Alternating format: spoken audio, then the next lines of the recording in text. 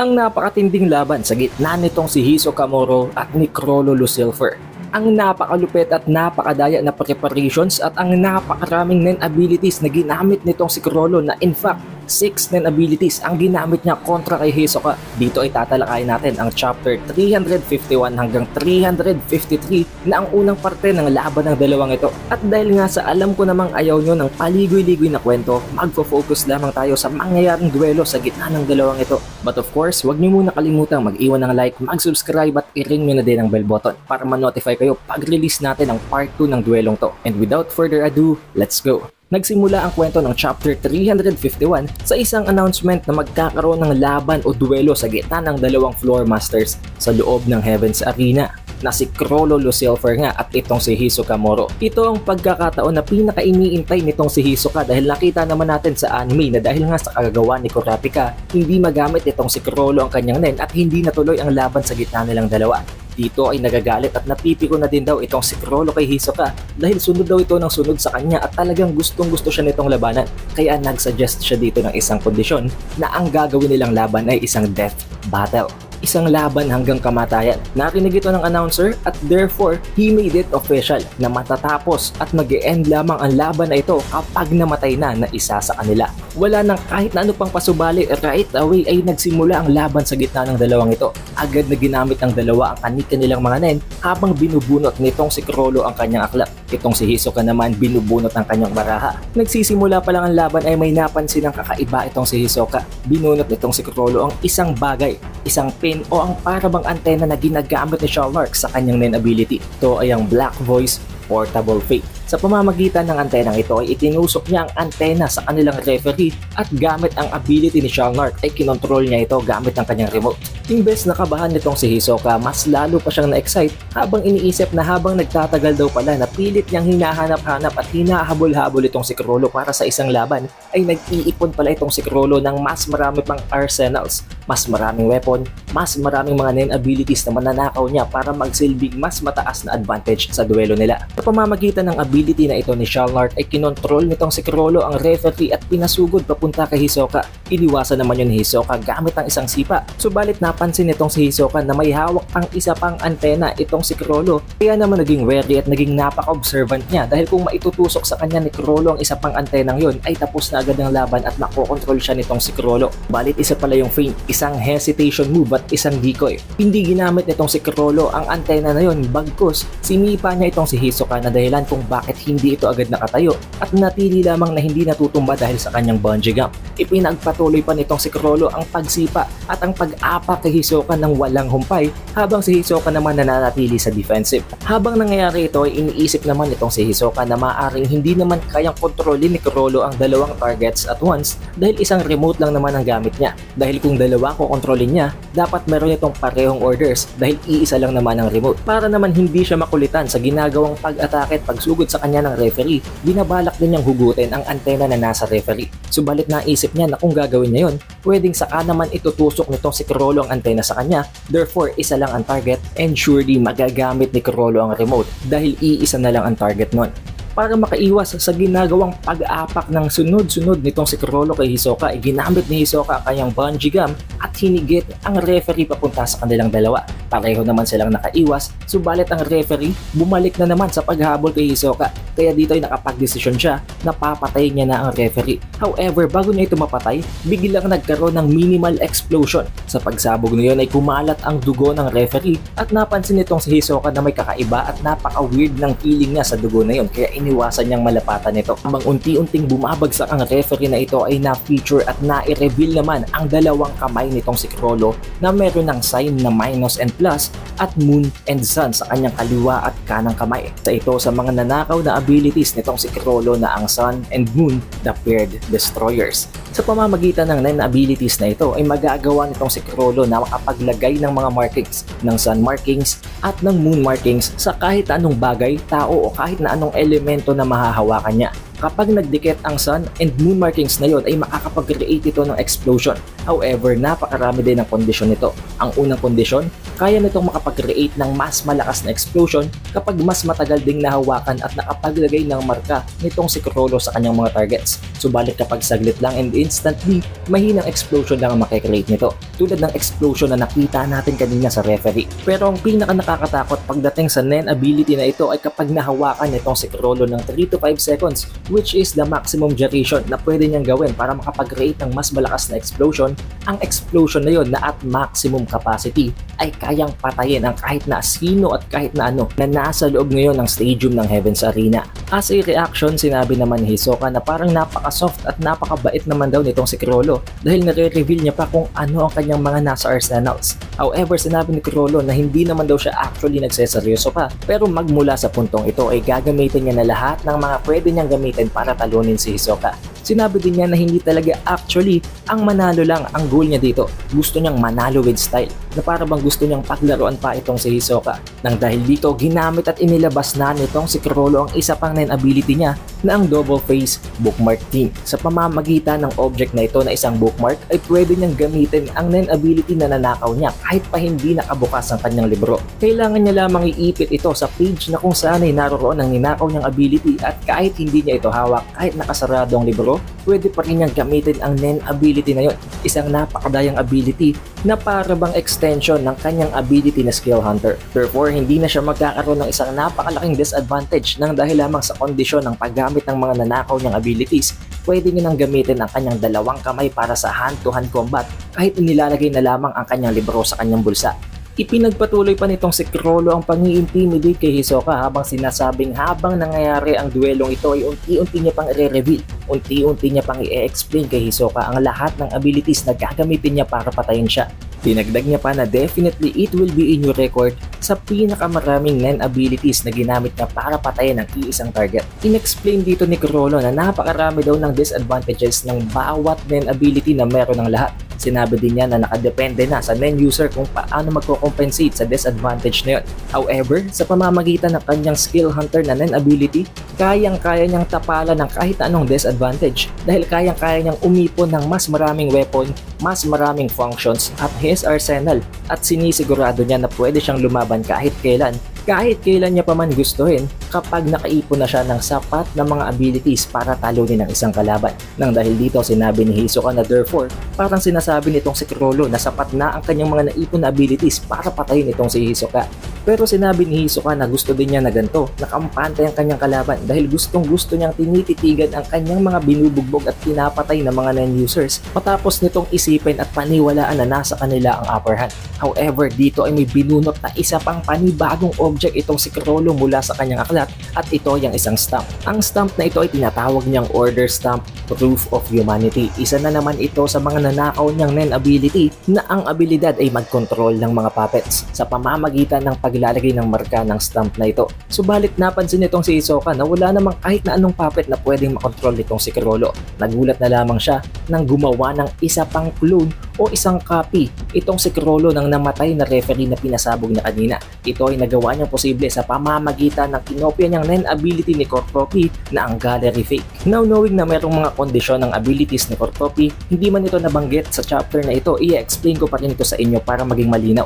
Ang abilidad ni Cortopi na ang Gallery Fake ay kayang gumawa ng complete or isang perfect copy ng mga inanimate objects. Inanimate objects meaning hindi ito mga nabubuhay na nilalang, kung hindi mga bagay na walang buhay. But seeing napatay na ang referee na ito, it only means na inanimate object na ito. Sa pamamagitan nito, nakopya ito nitong si Chrollo at ang clone na ito na na-create niya gamit ang Gallery Fake ay tinatakan niya gamit ang stamp at dahil dito bumangon at nagsilbing isang puppet ang clone na ito ng namatay na referee. Agad niya itong inutusan para sugudin itong si Hisoka.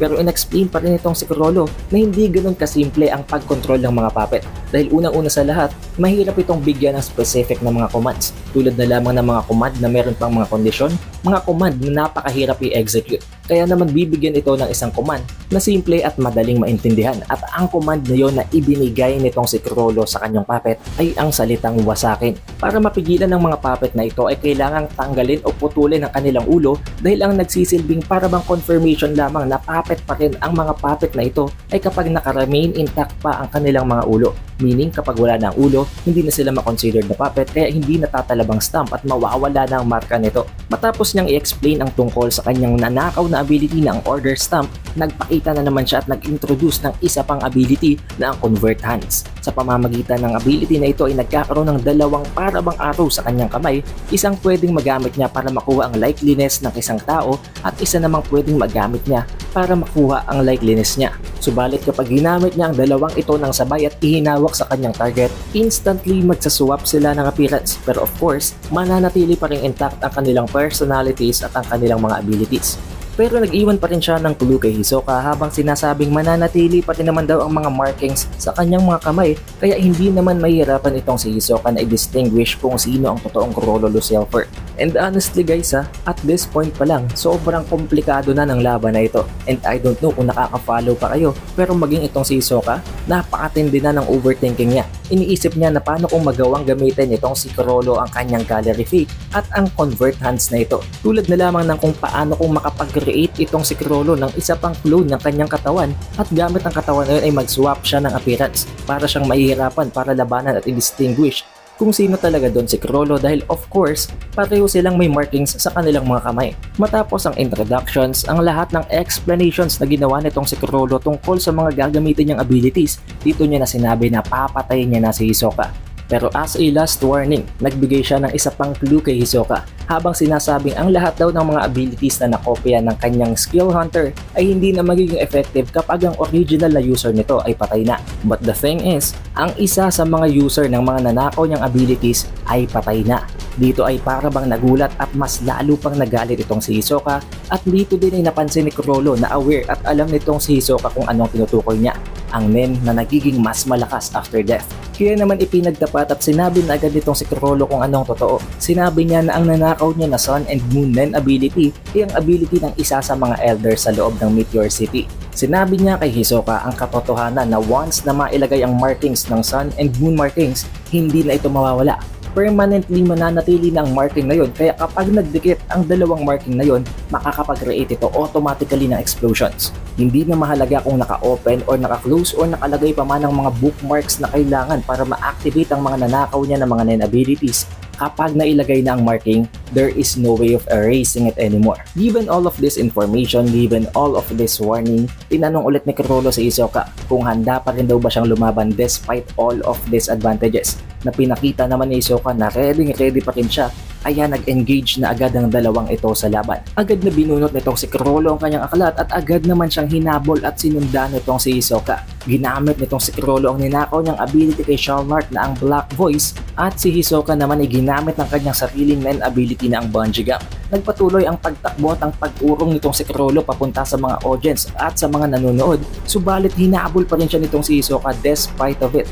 Iniisip dito ni Hisoka na hindi siya pwedeng lumapit ng sobra kay Chrollo dahil magiging napakadaling ipasak at itusok sa kanya ang antena. Subalit iniisip din niya na maaaring ang pag-distance mula kay Chrollo ay ang gustong mangyari ni Chrollo kaya mas pinili niya pa ring habulin at sundan ito. However, naitusok na pala nitong si Chrollo ang isa sa mga antenas at gumamit siya ng isa sa mga audience para harangan itong si Hisoka. Subalit hindi man lamang nag-hesitate itong si Hisoka, agad niyang inatake ang audience na ito at binali ang mga kamay nito. Subalit sa likod nito ay may isa na naman palang audience na napasaka na ng Black Voice. Tulad ng ginawa niya sa nauna, binali din niya ang mga braso nito. Subalit sa pagkakataong ito, na-distract siya at hindi niya na nasundan kung nasaan na ngayon ang original na si Chrollo. Dito ay naisip niya na ginamit ni Chrollo ang Black Voice na ability ni Shalnark at binukmark niya ang ability para magawa niyang makontrol ang mga taong ito habang gumagamit ng isa pang ability na ang Convert Hands. Sa pamamagitan ng Convert Hands na yon ay nag-transform siya papunta sa itsura ng isa sa mga nanonood. And since pinatay niya na nga ang dalawang nakabitan ng antennas nitong si Chrollo, hindi na nito kailangan gamitin pa ang bookmark para sa Nen ability na Black Voice. Therefore, habang ginagamit ang kanyang Convert Hands, inilagay niya na ang bookmark sa Convert Hands para magamit naman ang panibago pang Nen ability na pwedeng gamitin niya in the future. I know what you guys are feeling. Kung kayo nalilito, lalong-lalo na si Hisoka ngayon.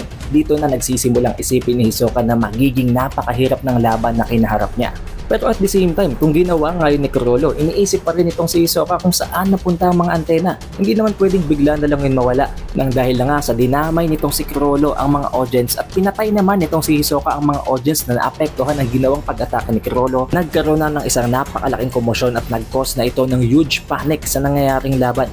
Habang inoobserbahan itong si Hisoka ang lahat ng mga audience, napansin niya na karamihan dito ay unti-unti nang nagdodoble ang appearance na nangangahulugan na ginagamit na nitong si Chrollo ang kanyang gallery fake at hindi ang convert hands. Pero dahil hindi pa rin naman mapansin itong si Hisoka kung nasa saan itong si Chrollo, probably nagnakaw or nagprepare siya ng mga damit na makakapag-blend in sa mga audience. Nagulat na lamang itong si Hisoka nang makita niya na unti-unti ang mga tao o ang mga audience ay sumusugod na papunta sa kanya. Napansin niya na ang mga audience na ito ay may mga stamps sa kanilang noo na nangangahulugan na ginamitan nito ng order stamp ni Chrollo. Knowing na napakarami nga ng mga audience na ito, hindi niya ito magagawang takasan dahil buong palibot ng arena ay napapalibutan din ng mga audience. Pinili niya na gamitin ang kanyang bungee gum at stick ito sa ceiling o sa kisame ng arena. Dahil dito nakalutang siya, subalit nagagawa pa rin siyang sundaan ng mga puppets na ito as if meron din silang kakaibang physical prowess. Dahil dito, pinilit pa rin itong si Hisoka na iwasan ng mga umaatake sa kanyang puppets, subalit dito na nag-appear itong si Chrollo na may panibago ng outfit. Tinangka nitong suntukin ng mukha nitong si Hisoka na dahilan kung bakit binlock ito ni Hisoka.